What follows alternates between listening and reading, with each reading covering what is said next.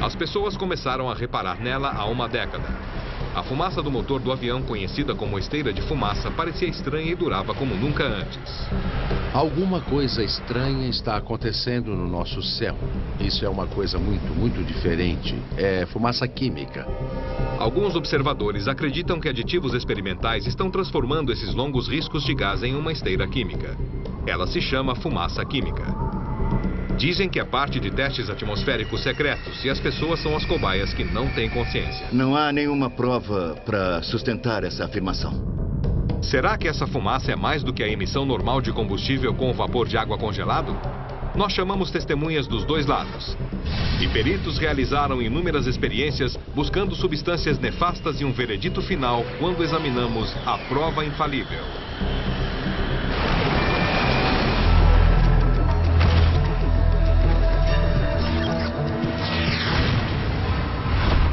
Prova infalível. Fumaça química. A esteira de fumaça existe desde que o avião começou a voar. Ela geralmente ocorre quando o gás quente do motor encontra o ar úmido e gelado das altas altitudes. E um avião voa pela atmosfera fria e produz um gás quente que é composto de gás carbônico e vapor d'água. O gás se condensa em cristais de gelo visíveis. Eles formam riscos brancos que podem durar minutos ou horas. Os peritos em aviação alegam que com o aumento do tráfego aéreo estamos vendo mais riscos. Não é nada além disso. Mas algumas pessoas acham que o mesmo avião pode soltar aditivos químicos experimentais no ar, as chamadas esteiras químicas ou fumaça química. Dessa forma, os órgãos do governo podem manipular o clima ou contrabalançar o aquecimento global. Mas algumas pessoas afirmam que a fumaça química é prejudicial para as pessoas em geral. As testemunhas. As testemunhas e os pesquisadores que acreditam na fumaça química dizem que a fumaça dos aviões não desaparece rapidamente como desaparecia antes. Agora ela demora e se espalha, às vezes durando horas, formando desenhos estranhos e suspeitos. Rosalind Peterson é uma dessas pessoas. Isso não é normal para nós. É uma grande experiência. Peterson mora no norte da Califórnia, perto de São Francisco. Durante um tempo, ela trabalhou na Secretaria Estadual da Agricultura. Parte do seu trabalho era estar ciente sobre as questões ambientais. Eu comecei a reparar nesses riscos estranhos no céu em 2002, quando um amigo me chamou a atenção para isso. Ele me levou para fora do escritório e começamos a olhar essas esteiras de fumaça persistentes. Peterson achou que estava havendo uma ligação entre as atividades dos aviões e os relatos de água quimicamente contaminada das comunidades de toda a Califórnia. Havia acúmulos incomuns de substâncias químicas e metais pesados. Bário, alumínio, manganês, magnésio, zinco. E eu desconfio que essa poluição vem de alguma coisa que está sendo liberada na atmosfera. Peterson ficou tão assustada com a fumaça química que ela fundou uma organização chamada California Skywatch, um grupo dedicado à limpeza do ar. Comecei a documentar o que eu via. Eu tirava fotos nos meus intervalos, tirava fotos na hora do almoço. Comecei a ficar com raiva, porque nosso céu tão azul já não era mais tão azul assim. Viravam uma névoa branca e depois viravam nuvens artificiais, bloqueando a luz do sol. Peterson descobriu que não estava sozinha nessa história. Centenas de sites denunciavam que a fumaça persistente dos aviões se tornara um problema mundial. Eu passei então a pesquisar em sites da internet e em órgãos do governo, do meio ambiente, da atmosfera, da NASA, na Força Aérea Americana. Eu vi que havia muitos programas de aquecimento atmosférico e testes em andamento. Descobri que havia muitos equipamentos que deixavam esse tipo de risco persistente e substâncias químicas. Will Thomas é um jornalista investigativo que acredita que algumas fumaças são parte de experiências atmosféricas secretas. Ele tem escrito sobre isso há mais de 10 anos. Esse é um projeto deliberado para desacelerar o aquecimento global. Esses riscos estavam aparecendo em regiões rurais, longe dos sinais de rádio e das rotas aéreas normais. Apareciam durante semanas no céu e depois desapareciam totalmente. E aí reapareciam meses depois, ao contrário do tráfego aéreo normal programado. Thomas acredita que a fumaça química é um sinal de que alguém está usando as emissões dos aviões para controlar o clima e desacelerar as mudanças climáticas. O problema da fumaça química é que quando tentamos manipular e interferir nos complicados e interligados processos atmosféricos, podemos ter consequências inesperadas em grande escala. Geoengenharia. A geoengenharia é a manipulação artificial do meio ambiente da Terra em grande escala. No início da década de 90, o físico nuclear americano Edward Teller estava entre os primeiros cientistas a elaborar uma experiência para tratar da questão do aquecimento global. Ele especulou que o óxido de alumínio poderia ser injetado acima da troposfera. Isso agiria como minúsculos espelhos e refletiria uma parte dos raios solares de volta para o espaço.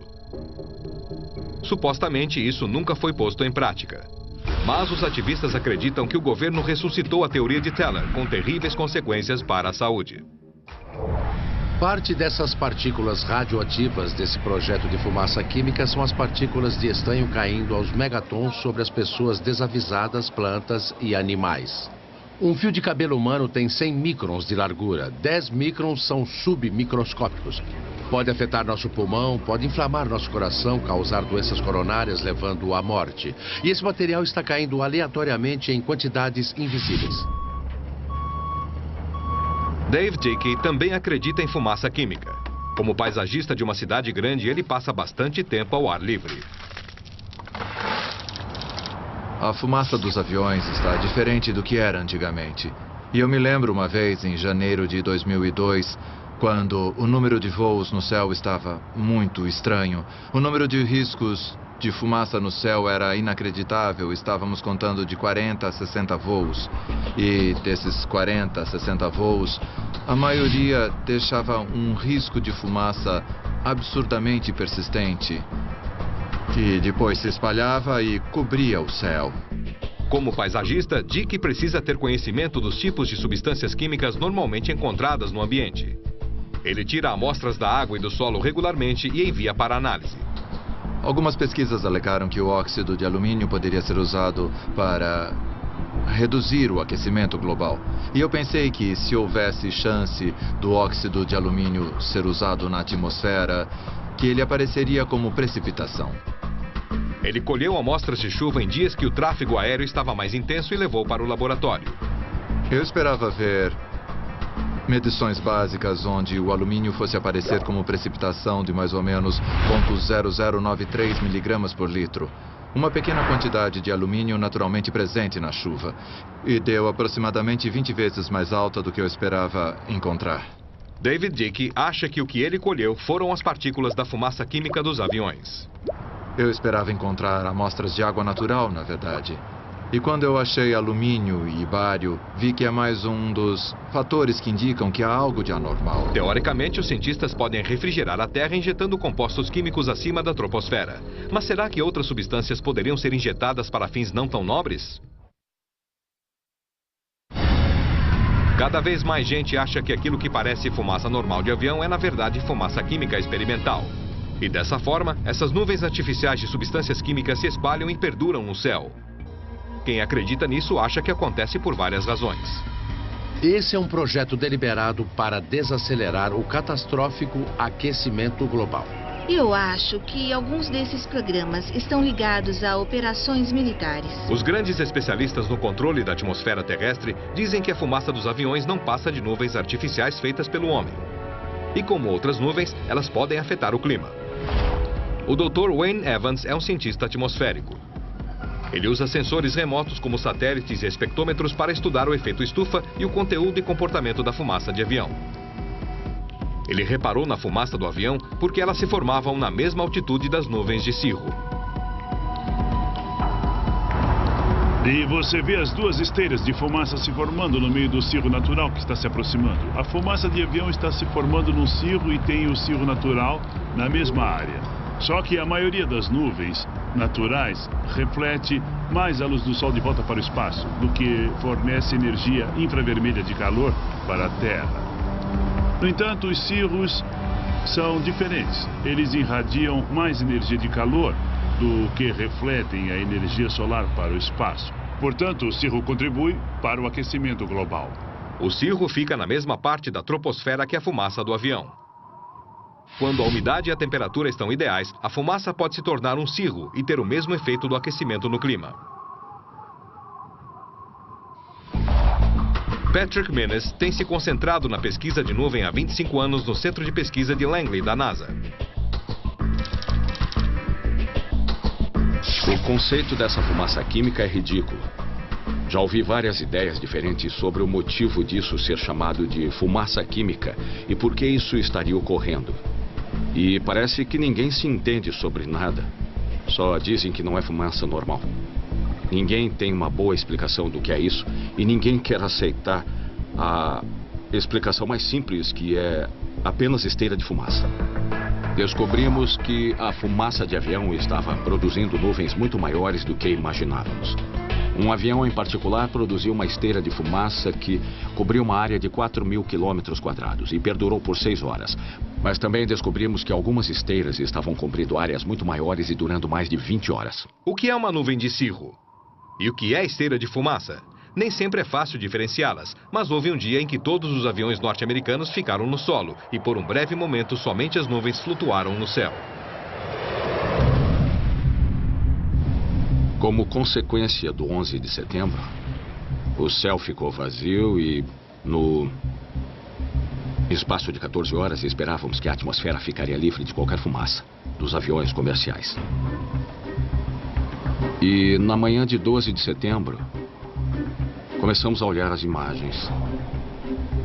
Uma esteira de fumaça se estendia desde o leste de Ohio, passava pela Pensilvânia e quase chegava até New Jersey. O impacto dessa única esteira de fumaça encobrindo milhares de quilômetros quadrados revelou o grande efeito negativo que milhares de esteiras podem ter no clima local. Esta é uma foto tirada por um satélite, em poucos minutos. Só que as esteiras de fumaça desta foto duraram talvez um dia, no mínimo 10 horas. Porque você vê uma quantidade enorme de aviões no ar. A preocupação do Dr. Evans sobre o impacto da esteira de fumaça no aquecimento global o levou a estudar os padrões dos voos comerciais. Os aviões voam em corredores distintos no mundo. Você pode ver a alta densidade do tráfego aéreo sobre os Estados Unidos. E as áreas bem azuis aqui, a maior densidade de tráfego sobre áreas como Chicago e Nova York. E da mesma forma, há corredores que vão da Europa para a Índia e para o Japão e China. Esta imagem mostra bem que a Europa também está lotada de esteiras de fumaça e cirros produzidos pela fumaça de avião. Dá para ver a grande quantidade de esteiras em um dia qualquer sobre o Canal da Mancha e sobre a França. E dá para ver também que as esteiras estão misturadas ou se tornando cirros. Então a Europa também tem esse problema, não é só a América do Norte. A pesquisa do Dr. Menes na NASA apontou na mesma direção. Concluímos que isso provavelmente acontecia em vários lugares diferentes e passamos a observar as imagens de satélite. E de fato achamos vários tipos de provas dessa difusão, movimentação e cobertura da atmosfera. E temos pesquisado isso desde então. Num período de 5 semanas, em abril e maio de 1996, a NASA realizou um estudo especial da esteira de fumaça e dos cirros. A experiência envolvia 3 aviões. Um gerava a esteira e os outros analisavam e registravam o seu comportamento. Para o estudo, era necessário ser uma região de alta umidade atmosférica, onde as esteiras se formam mais rapidamente. Aí a NASA mandou um avião DC-8 para o litoral do norte da Califórnia e ele voou formando um desenho de pista de corrida. Gerou uma grande quantidade de fumaça e pudemos rastrear essa fumaça conforme se movimentava com o vento pelo litoral sobre Sierra Nevada, onde finalmente se partiu e se dissipou. Então conseguimos analisar toda a duração de uma esteira de fumaça, uma esteira persistente nesta experiência, e foi a primeira vez que fizemos isto. As pesquisas prosseguem no mundo todo. Iniciativas conjuntas entre Estados Unidos e Canadá usam o Advanced ACE, o satélite experimental de química atmosférica, para medir a química das nuvens e esteiras de fumaça como parte de uma análise abrangente do efeito estufa. O Dr. Evans faz parte dessa iniciativa. Podemos avaliar quantitativamente a contribuição da fumaça dos aviões. E ela constitui cerca de 4% dos atuais 3 watts por metro quadrado que foram causados pelo efeito estufa na atmosfera. E se isso dobrar ou triplicar mais adiante, provavelmente vamos ter algo em torno de 8 a 12%. Então dá para ver porque esse será um sério problema no futuro. Com o tráfego aéreo comercial previsto para aumentar até 3 vezes nos próximos 20 ou 30 anos, será que existe uma solução ecológica para o problema da fumaça de avião e dos cirros formados por essa fumaça? Grupos ambientalistas estão pedindo uma redução do número de voos por causa do problema do aquecimento global. Então vamos ter um grande conflito de interesses no futuro entre setores bem distintos da sociedade.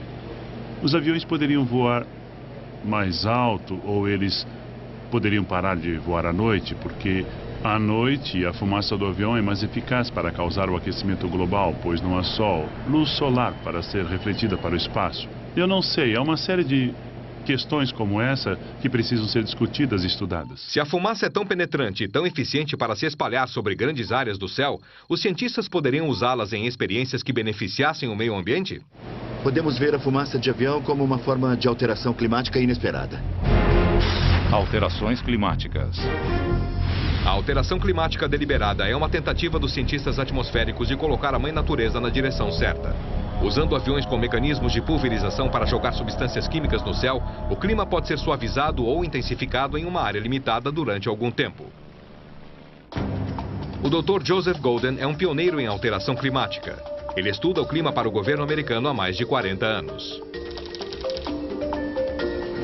O que quer que façamos, sempre há quem ache que algo secreto está acontecendo. Eu comecei a me envolver na pesquisa de alteração climática nos Estados Unidos com o projeto Fúria da Tempestade, que tem uma história que começou nos anos 60. O objetivo das experiências desse projeto era enfraquecer os furacões em mais ou menos 10 ou 15%. O projeto Fúria da Tempestade fez experiências com o processo chamado semeadura de nuvens. O avião entrava no centro do furacão e pulverizava iodeto de prata. Na teoria, o composto químico iria se reunir à umidade supergelada do furacão e o faria congelar. Uma série de complexas alterações nas paredes do centro deveriam ocorrer e diminuir a velocidade e a força destruidora do furacão. No fim, o projeto malogrou a um custo de milhões de dólares, sem mostrar resultados conclusivos. Mas com o avanço da tecnologia, a semeadura de nuvens ganhou outras utilidades. Nos últimos 10 anos tem ocorrido grandes avanços no iodeto de prata que estamos usando. Terry Crows é meteorologista e gerente de projetos da empresa de Dakota do Norte Weather Modifications. A empresa tem uma grande frota de aviões e executa projetos de semeadura de nuvens em mais de 12 países no mundo todo. A procura por água doce vem aumentando. As pessoas não dão valor à perfuração de poços e à extração de água do solo. Agora estamos tentando usar a tecnologia moderna para extrair a água desperdiçada desse rio de vapor d'água que passa sobre nós a cada segundo do dia. Muita gente nem sabe que a Califórnia pratica semeadura de nuvens no inverno há quase 50 anos, para dar conta da demanda de água cada vez maior na Califórnia. Se substâncias químicas como o iodeto de prata pulverizadas por aviões podem fazer nevar na Califórnia e chover nas lavouras de trigo de Indiana, o que impede os cientistas atmosféricos de controlar o clima numa escala mundial? Geoengenharia. Os geoengenheiros buscam formas de alterar os sistemas climáticos injetando substâncias químicas acima da troposfera. Os cientistas admitem que uma das maneiras mais eficientes e econômicas de fazer isso é com o uso de aviões de grandes altitudes. Com certeza nós não vamos fazer nada que comprometa o sistema climático. A geoengenharia já existe há várias décadas, mas como os sistemas climáticos parecem estar mudando mais rapidamente do que imaginávamos, estamos ressuscitando a ideia e pensando mais seriamente nisso. Tom Wigley está no Centro Nacional de Pesquisas Atmosféricas. Ele já publicou teorias sobre a geoengenharia como estratégia para combater o aquecimento global. Um tipo específico de geoengenharia que eu avaliei mais detalhadamente é a difusão de dióxido de enxofre na estratosfera.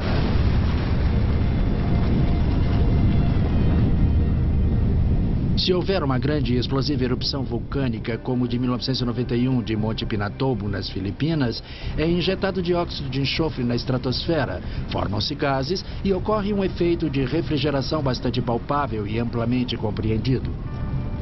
O dióxido de enxofre dos vulcões tem um efeito benéfico no clima. Ele reflete os raios solares, resfria a atmosfera terrestre e combate o aquecimento global.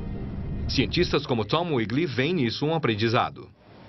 Poderíamos mandar aviões para cima da troposfera, na estratosfera, com grandes tanques de dióxido de enxofre para injetarmos na estratosfera com aviões em voo. Houve uma explosão de tráfego aéreo comercial na última década. Há regiões nos Estados Unidos em que há tantos aviões que o tráfego aéreo é tão intenso que a quantidade de nuvens de fumaça é tão grande que elas se juntam. É uma coisa muito diferente. Algumas pessoas acreditam que a fumaça do avião pode se tornar fumaça química quando o combustível se mistura a aditivos químicos. Eles afirmam que experiências aéreas para controlar o clima e desacelerar ou reverter o aquecimento global já começaram. Eles dizem que o grande número e a persistência das esteiras de fumaça no céu é uma prova visível. Outros discordam. Não há provas para sustentar essa afirmação. Quem está certo e quem está errado? Ou a verdade está entre as duas coisas? Provas visuais. Eu fiz este cartaz como uma tabela para mostrar os vários tipos de fumaça de avião que as pessoas estão vendo no céu. E sobre esses vários tipos de fumaça persistentes, eu tenho perguntas. Por que essas formações? Por que diferentes padrões de dispersão? Por que existem os X? Por que existem linhas paralelas com esses tufos em cima? Essas paralelas persistentes? E como uma corda cheia de nós, o que está acontecendo? Prova infalível levou as fotos da ambientalista californiana Rosalind Peterson para o perito em nuvens da NASA Patrick Minnis dar sua opinião sobre os desenhos de fumaça que Peterson acha tão incriminatórios. Esses nomes são bastante criativos e muito interessantes. Por que a fumaça sai em linha reta do avião e depois parece explodir? Aqui o que aparece é a foto de uma esteira ou que parece estar se transformando em um cirrocúmulo. Eu duvido que qualquer uma destas tenha alguma coisa a ver com esta. Esta pode ser de altitude diferente. Olhando as mesmas evidências visuais, Patrick Minnis vê fumaça de avião em nuvens onde Rosalind Peterson vê fumaça química. Alguns céus mostram um tipo, ao mesmo tempo mostram outro tipo, e surgem espectros vibrantes, por exemplo, que ficam como este. Esta é uma forma de halo que você geralmente vê com cristais de gelo. Há simplesmente uma variedade infinita de coisas como mostram estas fotos. E tudo depende de como o avião está passando, a condição dos motores, se há alguma turbulência. A atmosfera é um fluido, assim como o mar. É cheia de ondas. E há uma explicação para todas essas formações que são vistas. Eu acho que um dos motivos para os aviões fazerem o que estão fazendo é para eles verem suas experiências do espaço. Os satélites podem vê-los por cima ou por baixo, podem ver para que lado o vento está indo e os níveis de dispersão, podem ver os impactos. O Dr. Wayne Evans tem observado as esteiras de fumaça com satélites e analisado sua composição química com um espectrômetro de solo. Há dois espectros aqui. Um é o da fumaça de avião, que é azul, e o outro é o céu claro, a alguns graus de distância da fumaça. Fizemos isso diversas vezes. E detectamos uma série de gases: óxido de nitrogênio, bióxido de nitrogênio, ácido nítrico, dióxido de carbono, monóxido de carbono, e nós vimos metano. Não vimos nenhum indício de substâncias estranhas lá. Nuvens ou fumaça, sua contribuição para a mudança climática é um fato reconhecido. Mas os que acreditam na fumaça química vão um passo além. As emissões de combustível de avião deixam partículas. O Ministério do Meio Ambiente e os agentes de saúde dizem que essas partículas são poluentes e que elas agravam a asma e outras coisas. Problemas de saúde. Quem acredita na fumaça química observa atentamente a saúde daqueles que vivem debaixo dessas atividades aéreas. Houve incidências em que médicos e enfermeiras relataram uma alta taxa de entradas no pronto-socorro 2 ou 3 vezes acima do normal em 122 cidades. E eles disseram que não era gripe, disseram que não sabiam o que era. Correspondentes dessas cidades me contaram e relataram com suas palavras intensa atividade de fumaça química. Podemos dizer que os controladores de tráfego aéreo dos Estados Unidos expressaram em particular sua preocupação para nós, os investigadores, a respeito dos problemas de saúde pública, devido a essas partículas que se precipitam, que podem muito bem estar espalhando vírus, fungos e bactérias que vivem e se reproduzem acima da troposfera. O ar quente que avança antes da frente fria é úmido. A pressão abaixa e surgem alergias, vários tipos de coisas que estão ocorrendo. E esse é um motivo, eu creio, para as pessoas estarem associando a fumaça química a doenças e mal-estares. Algumas atividades industriais poluem o planeta e causam aquecimento global. Mas quem acredita na fumaça química também diz que a evidência de níveis de alumínio mais altos que o normal e outros metais na atmosfera é resultado direto de experiências aéreas de alteração climática. Geoengenharia. A teoria da geoengenharia diz que os cientistas podem introduzir substâncias acima da troposfera que refletiriam os raios solares de volta para o espaço, baixando a temperatura da superfície para combater o aquecimento global. Mas será que esse conceito já foi além da teoria? Essas ideias já existem há bastante tempo e elas variam desde disparar granadas cheias de esterco na estratosfera ao uso de substâncias sintéticas, como óxido de alumínio, que, se as partículas forem bem pequenas, podem flutuar na atmosfera por muitos anos e refletir a luz solar. E, por fim, usar gases como o dióxido de enxofre, que reflete a luz do sol. Então, na prática, o resultado seria como colocar milhões de minúsculos espelhos na atmosfera que refletiriam a luz solar. O governo dos Estados Unidos e outros governos não vão admitir o projeto da fumaça química. Eles teriam que admitir a gravidade da situação em que estamos. Agora que a coisa já está bem adiantada, fica cada vez mais difícil admitir que, na realidade, isso está ocorrendo há muitos anos. Eu acho que isso não é verdade, porque a principal acusação que essa gente faz é que há um aumento na quantidade de fumaça de avião na atmosfera e que isso se deve à expansão desses projetos secretos custeados pelo governo. Bom, a grande realidade é que o aumento dos rastros de fumaça pode ser facilmente atribuído a uma coisa: ao aumento das viagens aéreas. E há uma preocupação sobre o efeito que isso pode ter no clima.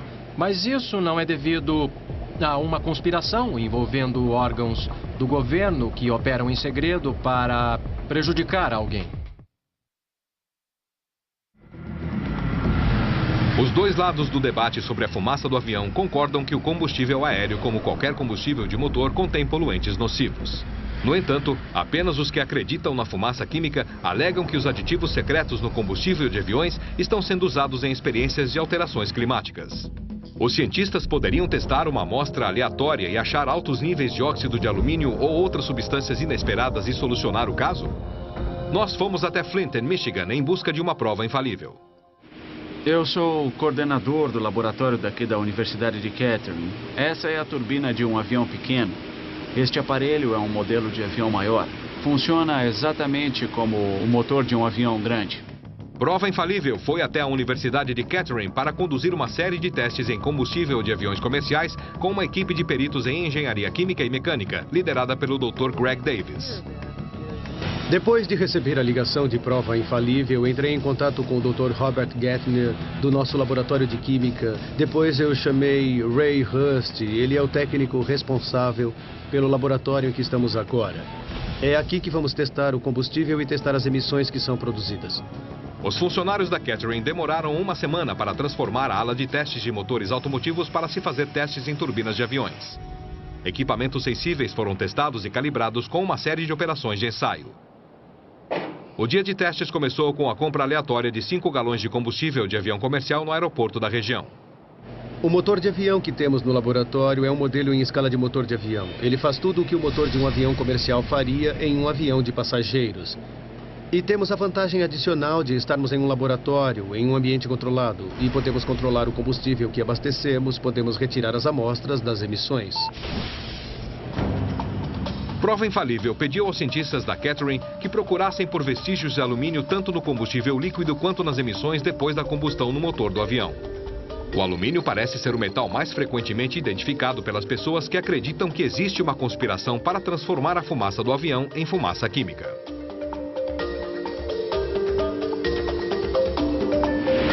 Isso seria uma surpresa para mim, por causa dos problemas que motores como este apresentam com a presença de substâncias estranhas no combustível. E eu acho que se houvesse alumínio no combustível, daria algum problema na turbina, por exemplo. Ou acabariam aparecendo acúmulos de metal no tubo de escape. Então, eu acho que isso iria causar alguns problemas sérios que o fabricante de motores teria que levar em conta para fazer com que o motor aguentasse isso. Enquanto Ray Rust prepara o motor para sua viagem terrestre usando nossa atmosfera de combustível, Greg Davis escolhe os filtros de quartzo especiais.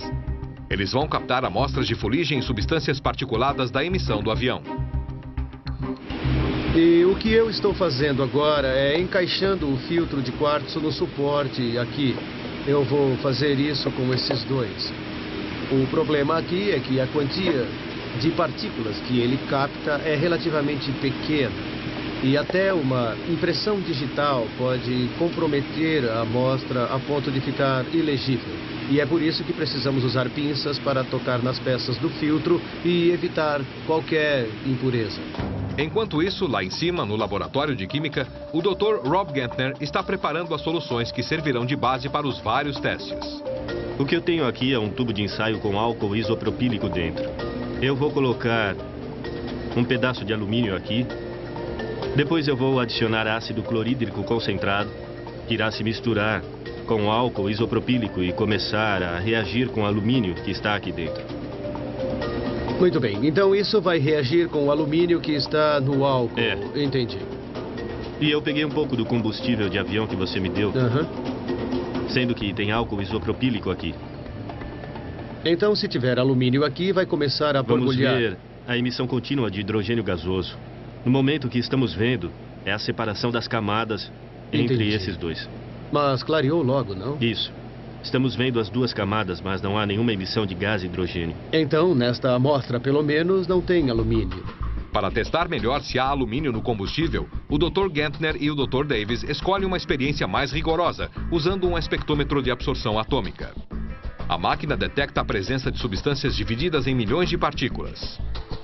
E o que ela possibilita fazer é pegar amostras desconhecidas e comparar essas amostras para ver onde são similares e onde são diferentes. Os dois cientistas vão comparar a amostra de combustível com uma série de outras soluções, entre elas uma muito parecida, o querosene.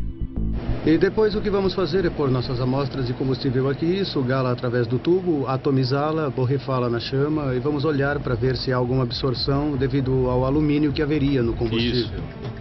E no laboratório de teste de emissões, Ray Rust colocou o equipamento de proteção, ligou o sistema de ventilação e já está pronto para iniciar a experiência. Uma das maiores absorções do motor do avião, que é uma grande influência no tubo de escape, é o ar que é sugado. Temos um nível de controle bem maior aqui do que se teria na atmosfera. Nosso ar não está sendo contaminado por outro avião que poderia ter passado antes. 2 bocais de entrada colhem amostras das emissões do motor no tubo de escape. Um leva ao filtro de partículas. O outro bocal leva ao analisador de emissão de gases. Enquanto o equipamento começa a trabalhar, lá em cima no laboratório de química, o Dr. Davis e o Dr. Gettner já vão testar o combustível líquido no espectrômetro de absorção atômica. E agora vamos fazer o seguinte, temos uma lâmpada que está gerando luz ou radiação que será absorvida por uma chama. A amostra de combustível será sugada como uma fina névoa e queimada na chama. Se houver alumínio presente na nossa amostra de combustível, a chama terá uma cor quente. A lâmpada está produzindo uma radiação liberada de uma folha de alumínio que está sendo ativada. A solução com tratamento de alumínio indica como nossa amostra de combustível deveria ficar caso houvesse a presença de um metal. Agora, se houver alguma espécie de alumínio dissolvido em nossas amostras, esse alumínio vai interagir e absorver parte da radiação, e a chama será diferente de quando não há nenhum alumínio. Agora, com todos os testes concluídos nos laboratórios de química e de emissões, é hora de passar todos os dados para os computadores. Nós calibramos nosso equipamento, usamos nosso melhor equipamento de pesquisa, usamos aqui um equipamento que vale entre 1 e 2 milhões de dólares para o teste. E tentamos conduzi-lo usando a objetividade de um cientista. Existem muitos testes acontecendo na atmosfera e é de lá que vêm algumas substâncias. Rosalind Peterson e outros acreditam que a fumaça de alguns aviões contém aditivos químicos e que eles são parte de programas secretos de alteração climática do governo. O Dr. Greg Davis lidera a equipe de técnicos e cientistas que concordaram em examinar uma amostra de combustível de avião comercial. E fizemos o seguinte, nós conduzimos uma série de experiências para tentar achar sinais de coisas como o alumínio presentes no combustível e procurar diferenças entre o combustível que compramos comercialmente no aeroporto regional de Flint e o querosene, que seria um combustível bem similar em termos de propriedades como combustível de avião, mas que estaria livre, presumivelmente, de alumínio. E ficamos comparando esses dois combustíveis.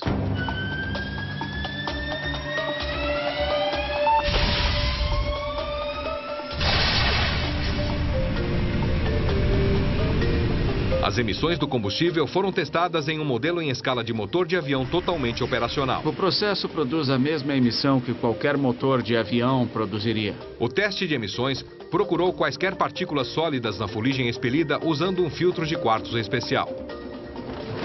Dá para ver claramente a diferença. O lado limpo, o lado sujo.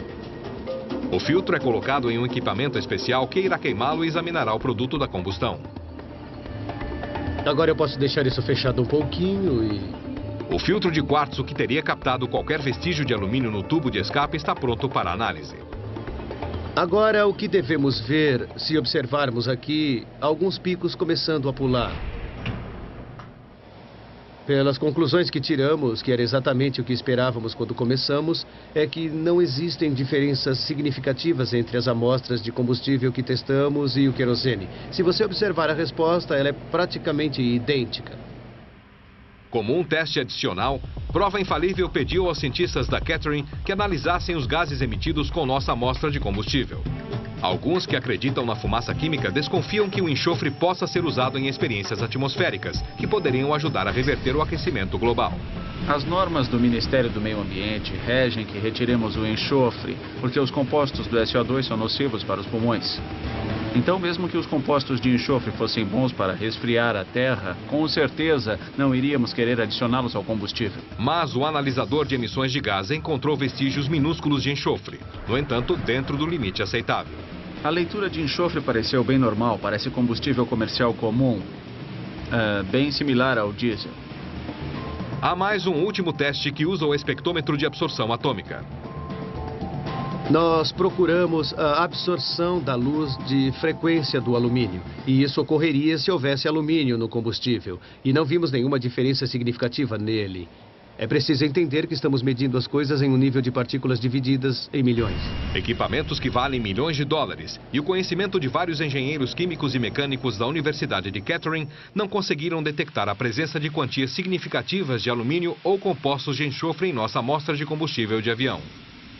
O problema de todas essas experiências é que nós só usamos uma única amostra, mas devo salientar que fomos comprar no aeroporto e não pegaram uma amostra especial para nós. Era um combustível comercial comum, combustível de avião. Mas as pessoas sempre vão argumentar que era só uma amostra ou que talvez não estejam adulterando o combustível aqui em Flint, Michigan.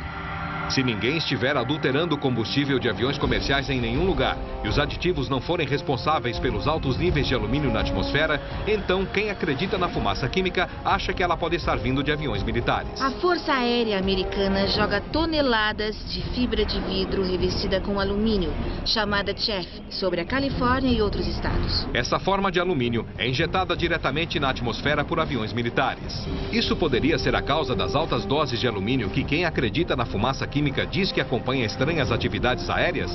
Olhando do nível do chão, podemos observar fumaças químicas, que são bem diferentes do rastro de condensação normal. As provas visuais estão se acumulando, e com elas aumentam as preocupações de quem acredita na fumaça química. Os cientistas da Universidade de Kettering testaram um combustível de avião comercial.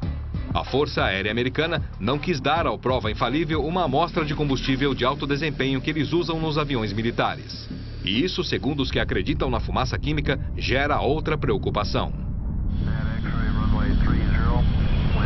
A Força Aérea Americana solta toneladas de fibra de vidro revestida de alumínio chamada de Chaff sobre a Califórnia e outros estados. Essa fibra não é um aditivo de alumínio para combustível. Ela é ejetada da barriga do avião militar para confundir os radares e evitar a detecção da vigilância do inimigo. São como pequenas agulhas revestidas com alumínio. Elas se grudam e estão sendo usadas desde a Segunda Guerra Mundial para produzir alvos artificiais para radares. O Chaff, flutuando no ar, também pode ajudar os cientistas a rastrear as correntes de vento. Quando são jogadas dos aviões, essas agulhas são tão pequenas e tão leves que elas acompanham o movimento do ar. E é uma forma inteligente de fazer a medição do vento com o tempo bom. Essa tecnologia, então, pode ser usada para rastrear experiências de alterações climáticas. O Ministério da Defesa, apenas há 1 ou 2 anos, patrocinou um workshop em Washington sobre alterações climáticas. Então você fica pensando se, na verdade, as Forças Armadas continuam a pensar nas alterações climáticas com seu kit de ferramentas. E tudo bem, eu não tenho nada contra isso. Para cada estatística convincente e imagens dramáticas sobre algo estranho que acontece no céu, existe um contra-argumento dos céticos que é igualmente persuasivo. Se é que se pode provar culpa ou inocência, não há dúvida de que a tecnologia e o potencial para experiências com a fumaça química de fato existem. Procurei a Força Aérea Americana e disseram: não fazemos isso, não é verdade. Essa é a mesma Força Aérea que publicou um relatório Dominando o Clima em 2025, convocando especialistas em clima, aviões-tanque, para jogar partículas refletivas em uma operação chamada obscurecimento aéreo. Precisamos aproveitar todo mundo neste planeta para ajudar a solucionar o problema do aquecimento global. Se pudermos fazer isso com algum tipo de engenharia climática, melhor ainda. Para quem acredita na fumaça química como Rosalind Peterson, Dave Dickey e Will Thomas, as provas parecem irrefutáveis. Eles estão convencidos de que as substâncias químicas estão sendo colocadas na atmosfera usando os aviões e sua esteira de fumaça. Essas atividades, segundo eles, são tentativas temerárias de alterações climáticas e estão sendo mantidas em sigilo. No inverno de 2005, o governo norte-americano instituiu o Departamento Federal de Alterações Climáticas em Washington. Esse é um órgão autorizado pelo governo cuja missão declarada é alterar o tempo e o clima. Como isso é um fato, eles poderiam se manifestar e admitir um projeto sobre fumaça química. O caso que nós chamamos de fumaça química talvez nunca seja solucionado sem a total participação do governo. No entanto, nenhum dos lados dessa polêmica nega que a fumaça dos aviões é um problema. A esteira de fumaça é uma consequência natural do voo dos aviões. Ela se espalha e permanece, tornando-se parte das nuvens que cobrem a Terra.